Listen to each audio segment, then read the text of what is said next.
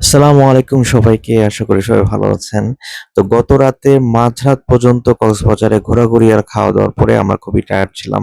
তাই পরের দিন সকাল, সকাল চলে আসলাম নাস্তা করতে। নাস্তা করে আমরা বের হয়ে যাব। তো নাস্তা করার পরেই চলে আসলো আমাদের চাঁদের গাড়ি, যে গাড়িতে চলে আমরা আজকে সারাদিন ঘুরবো মেরিন ড্রাইভের বিভিন্ন লোকেশনে। তো আমার এই ১ম চাঁদের গাড়িতে চড়ার অভিজ্ঞতা। আমরা প্রায় ১৪ জন মানুষ ছিলাম। তো আমাদের বড় গাড়ির প্রয়োজন ছিল আর এই গাড়িতে সবার আমরা সবাই ফিট হয়ে গেলাম। আমরা সকাল 11:30-12টার দিকে রওনা দিলাম আমাদের হোটেল থেকে। তো যাত্রাপথে কিছু দূর আগানোর পরে আমাদের এক আমার খুবই প্রিয় একটি মানুষ, বাপ্পি মামা। তার সাথে দেখা হয়ে গেল। তিনিও তার ফ্যামিলি নিয়ে এসেছিলেন ঘুরতে।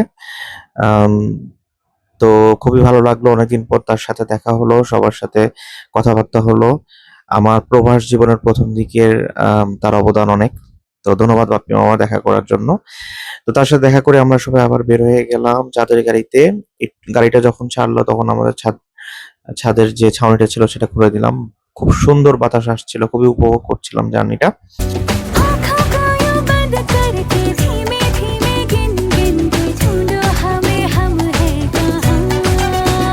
हो भूले से फसाने हैं जमी से बेगाने हैं देखो हुए हम तो हवा दिल के किनारे ख्वाबों के नीचे है खोया खोया अपना जो मैं लापता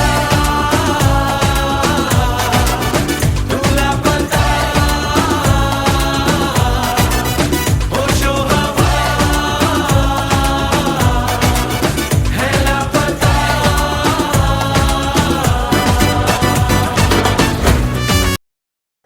তো প্রায় ১.৫ ঘন্টা মেরিন ড্রাইভ ধরে আমরা যাত্রা করে আমরা অবশেষে চলে আসলাম পাটোয়াটরি সি বিচে। খুব সুন্দর সি বিচটি, খুবই বড়। এখানে মানুষজন খুব একটা ছিল না ১ম দিকে। পরবর্তীতে প্রচুর মানুষ এসে পড়ে। আমরা যতটুকু সময় পেলাম ওইখানে উপভোগ করলাম।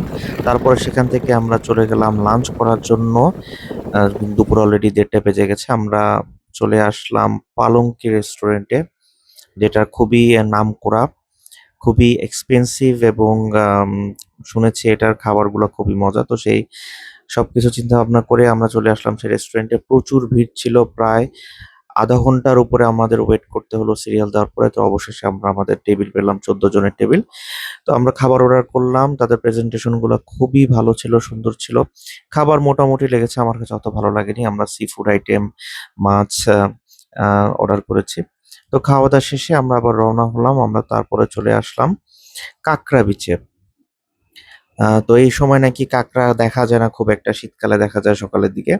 বাট তারপরও যেহেতু লোকেশন গুলো আমরা ঘুরে দেখবো, তাই আমরা চলে আসলাম একটু ঘুরে দেখার জন্য। খুব সুন্দর ঝাউবন ছিল এখানে। ঝাউবনগুলো দেখতে ভালো লাগছিল। প্রচুর গরম ছিল, তাই গাড়ি থেকে নেমে বিচ পর্যন্ত হেঁটে যেতে কষ্ট হচ্ছিল। quédate cerca de mí मुझको बाहों में तुम घेरो समझी ना सेन्योरिटा चाहत के दो पल भी मिल पाए दुनिया में ये भी कम है क्या दो पल को तो आओ खो जाए भूले हम होता हम है क्या सेन्योरिटा सुनो सुनो सेन्योरिटा कहते हैं हम क्या jamás podré তো কাঁকড়া বিচটা অল্প সময়ের জন্য ঘুরে দেখলাম। আমাদের হাতে খুব বেশি সময় ছিল না, কারণ অলরেডি ৫টা বেজে গেছে।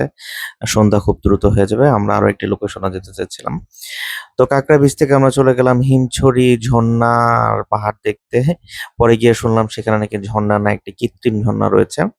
আর পাহাড়ে ওঠার মতো তখন এনার্জি আমাদের কারোই ছিল না। তাই যে অল্প একটু সময় সেখানে একটু ঘুরে দেখলাম এবং পরবর্তীতে গিয়ে সেই কৃত্রিম ঝর্ণাটাও দেখলাম। না দেখার মতোই। তো এই ছিল আমার ভিডিও। তো আপনাদের ভালো লাগলে অবশ্যই আমার কমেন্ট সেকশনে জানাবেন এবং আমার আইডিটি ফলো করবেন। ধন্যবাদ।